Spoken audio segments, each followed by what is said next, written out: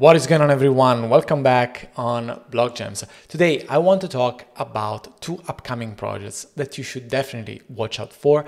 Projects that are still early in the development phase so that you have plenty of time to jump into the whitelist. Now, before we jump into that content, guys, I also wanted to discuss a little bit the track record of the BlockGems community, because my last video, which came out more than a month ago, was discussing projects that at the time were in early stage, right? In a early stage of development. And at the time, there was a lot of room for you to get in on their whitelist. Now, just briefly, I want to talk about this video here, which is not my latest video, but is the one before that, where I discussed three projects that really, at least in my opinion, are doing very, very well. One of them is Cyberbrokers. So Cyberbrokers, I was so bullish about it that I covered twice. I covered in this video and I covered in the video after this one. And I said, why do I like it? Why do I like it a lot? Because so many OGs, so many influential people on Twitter are following this project. And it turned out well, as we know. A second project that I have discussed together with you guys in that very video was Treelanders. I stand behind that same position, that same kind of statements that I said back then. Not exactly my cup of tea, not exactly what I look for in an NFT project, but it could have been good to make some returns.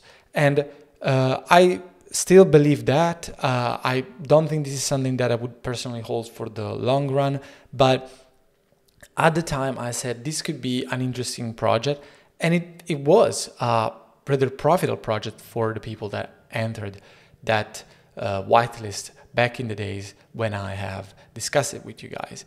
Now, a third project, and this is a sort of a very interesting case, was the Anata NFT project. Now, I presented this project to you guys when the profile on Twitter was 2,700 followers. This project didn't have a profile picture. This project didn't have a background picture on Twitter. So how could I possibly know that this project could have evolved into something big? Today we're looking at the exactly same profile, but it has 17,000 followers. I didn't know what they were cooking, but I saw that so many influential people in the space were following this particular profile. And I said, why? There is absolutely no reason. There are just very few tweets. There is a black background. There's nothing there. Maybe they know something we do not know. And exactly this very approach, this very weird system of thinking, is the one that led me to believe that the two projects that I'm about to introduce to you today are also very interesting projects and projects that you should follow closely. Now, the first project that I want to discuss with you guys is Moonbirds. This project is still very early in the development phase, right? We are talking about a project that has 5,000 followers. They don't have a Discord yet, but it was developed by the very same people that developed Proof XYZ. If you don't know what Proof XYZ is, this project is a project that developed a lot of value for the collectors, for the members, and for the founders as well. The proof is in the activity panel of OpenSea. This project was trading at around 2 Ether in December. Today, we're looking at a project that is trading at roughly 20 times that. So we know how hard the market is right now, how difficult it is to navigate the present market environment, and yet this project is still holding price point, is still doing very, very well.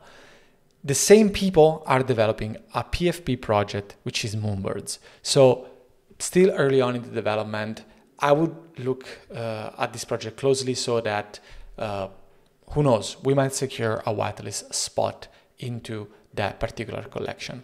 Another project is Greed. This project is being built on the Treasure DAO ecosystem.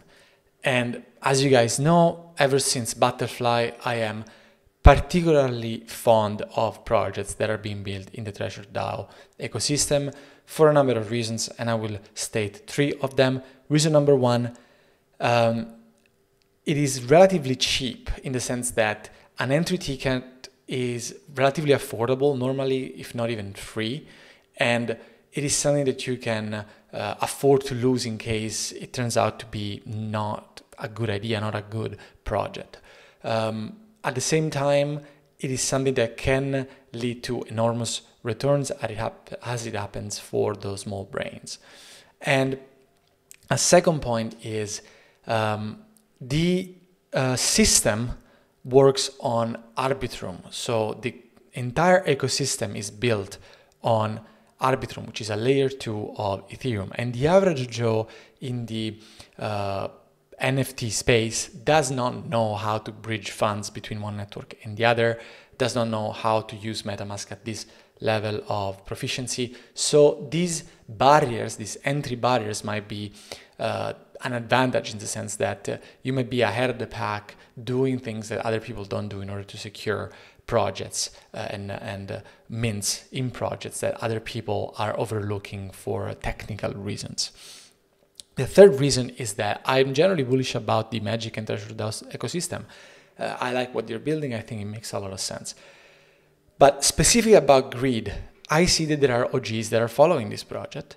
This project is super early on in the development phase, and they have a nice lore paper, which is basically a white paper, but for this particular game. Basically, this is how they named it. They named it a lore paper. And I like it, and I think this could be an opportunity. Of course, none of this is financial advice, so always do your own research.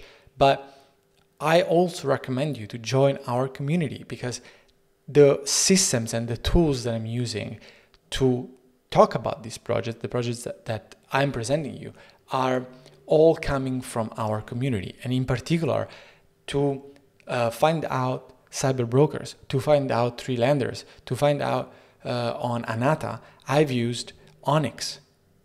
The Onyx bot is the tool that we're using in the BlockGems community in order to find these kind of projects. I will be keen on explaining to you how it works and the intricate dynamics of it. Just join us over on BlockGems. We're waiting for you. Thank you very much for your time, and I'll see you in the next video. Ciao, ciao.